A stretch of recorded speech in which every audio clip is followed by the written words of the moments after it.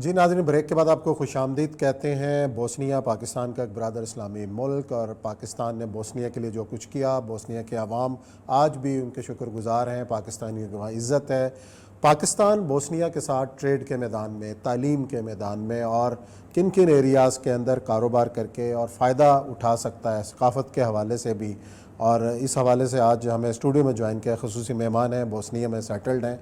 Bosnia से पाकिस्तान आए नज़ीर आलम साहब, पाकिस्तान बोस्निया बिज़नेस फोरम के रहनुमा भी हैं, उनको खुशामदीद कहते हैं स्टूडियोज़ में। नज़ीर आलम साहब, ये बताइएगा कि एक तो कितने अरसे से बोस्निया में हैं और पाकिस्तान छोड़ के बोस्निया जाना, अब हमने जो हमारा चल भी रहा है टिकर के लैंड ऑफ अपॉर्चुनिटी हम किस तरीके से बोस्निया को कह सकते हैं कि पाकिस्तानी जो ताजर हैं वो क्या फ़ायदा उठा सकते हैं, पाकिस्तानी स्टूडेंट्स किस तरीके से वहाँ जाके सेटल हो सकते हैं, पाकिस्तान की यूनिवर्सिटीज़ वहाँ जाके क्या क्या कर सकती हैं, थोड़ा सा मुख्तसर बताइएगा। जी अस्सलाम वालेकुम, बिस्मिल्लाहिर्रहमानिर्रहीम। मैं उस्मान साहब बहुत मशकूर हूँ, मुझे आपने बात कहने का मौका दिया। देखिए, बोस्निया और ईस्ट यूरोप जिसको बोलते हैं बल्कान, इसके अंदर 6 स्टेट्स हैं।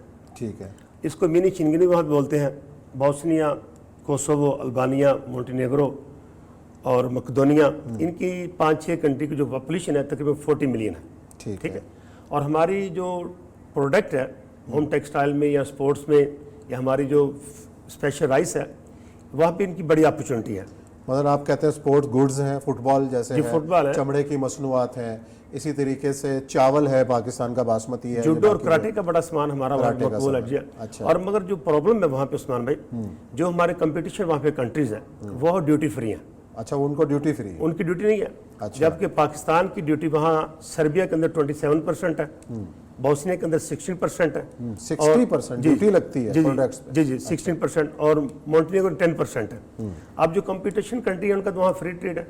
तो मैं जितने भी पाकिस्तानी वहाँ पे मिशंस हैं कई साल से बार बार गुजारिश कर चुका हूँ कि आप लोग इन मुल्कों के अंदर लॉबिंग करें, बात करें, काम करें। और बोस्निया तो वैसे ही पाकिस्तान का मशहूर मुल्क है, और मेरा ख्याल कहता है अगर हमारी गवर्नमेंट ऑफ पाकिस्तान इसको सीरियस ले, इस पे काम करे। आप इस्लामाबाद में थे, आपके हाई अप से मुलाकातें हुई हैं इस हवाले से, क्या यकीन दहानी कराई है कि ये ड्यूटियाँ वगैरह हम कम कर सकते हैं? जी, चैम्बर ऑफ कॉमर्स जो हमारे जो वहाँ पे क्या नाम है अपना होम टेक्सटाइल के मलक आरिफ इसान साहब में कई बार वहाँ तशरीफ ला भी चुके हैं। उनके ज़रिए से शौकत अजीज़ साहब तक, शौकत तरीन साहब तक, और ये अपने क्या नाम है रज़ाक दो साहब तक रिसेंटली जब बोस्निया प्रेसिडेंट आए थे उस वक्त भी ये बात वहाँ डिस्कस हुई थी। ये बताइएगा। जी और ये साहब जी ये बात तो ठीक है। मेरे को ये ड्यूटीज तो बोस्नियन गवर्नमेंट ने लगाई होगी ना।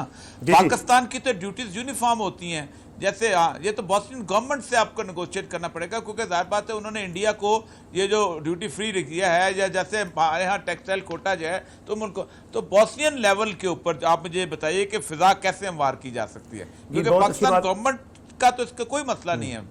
देखिए और ये सब ये जो पता होता है ये बाल्टिक सिस्टम होता है। फॉर एग्जाम्पल बोस्निया की जो प्रोडक्ट है गवर्नमेंट ऑफ पाकिस्तान को ड्यूटी छोड़े, और उसके बदले में बोस्नियन गवर्नमेंट जो है वो आपको फ्री ट्रेड जिसको एग्रीमेंट कहते हैं, जिसकी आपने चाइना के साथ बात की, काम किया, और आपने भी तुर्की से बातचीत चल रही है। इसी तरह जो बोस्निया के अंदर फॉर एग्जाम्पल वाटर, उनकी वुड, उनका कोयला और उनकी मतलब है फिनिश प्रोडक्ट जो है फर्नीचर वगैरह, आप उस पर ड्यूटी छोड़ दें और इसके बदले में वो आपको ड्यूटी छोड़ देंगे। 2014 में ex prime minister Nawaz Sharif वहाँ पे आए थे, ये बात मैं उनसे की थी। अच्छा, ये रिसेंटली जो प्रेसिडेंट है जाफरोविच, ये यहाँ इनसे मैंने फिर बात की। मतलब इनकी टेबल पे बात है, ये बस इसको प्रमोट करने की। तो अगर ये बात हो जाती है, हाँ जी, और मैं बताऊं, देखें अगर तो वुड है तो वुड में तो पाकिस्तान की कंपटीशन है, वुड में तो चाइना के साथ कंपटीशन होगा, और खाना में हमारा ड्यूटी फ्री है। और बोस्निया के मैंने फर्नीचर देखा वो तो बहुत अच्छा है। दूसरा आप कोयला का है, कोयला में तो मेरे ख्याल है इम्पोर्ट के ऊपर कोई ड्यूटी हमारे यहाँ ऐसा उस तरह की नहीं है, हमें तो बहुत ज़रूरत है। और इसके अलावा कौन सी चीज़ें हैं ज़रा बताइएगा। देखिए मैं समझता हूँ फ्रूट वहाँ पे स्पेशली जब मतलब है कि समर आता है, एप्पल जो वहाँ का है बहुत अच्छा है और बहुत चीप मिल जाता है, $0.30 तक। और उनका वहाँ पे जो ग्रेप्स आपके अंगूर हैं, रशिया वहाँ पे जा रहे हैं, ठीक है, तो वहाँ सेब तो आपको इतना सस्ता मिल सकता है, आप सोच नहीं सकते, मिलियंस ऑफ टन के हिसाब से इस पूरी पट्टी के अंदर आपका इतना बड़ी मिकदार में सेब आप वहाँ पर इम्पोर्ट कर सकते हैं, ठीक है। और इसके अलावा और ये सब एक और बात भी है। अच्छा, ट्रेड के अलावा वहाँ की जो इस्लामिक कम्युनिटी आपकी है, उस कम्युनिटी के अंदर आपका जो स्टूडेंट्स का जो एक्सचेंज है, यानी वहाँ मदारस हैं ان کے مدارس کے اندر جو تعلیم ہے اتنی کامن چیز ہے وہ، اگر پاکستان کے مدارس ان سے مستفید ہو جائیں، ہم اپنے اسٹوڈنٹ وہاں بھیجیں، ان کے اسٹوڈنٹ یہاں بلائیں. اور ایک بڑی پرابلم ہے ابھی ایسٹ یورپ کے اندر، پاپولیشن کی بڑی پرابلم چل رہی ہے. اتنے اچھے ادارے موجود ہیں گورنمنٹ لیول پہ، مگر ان پر ابھی پاپولیشن ہی نہیں ہے.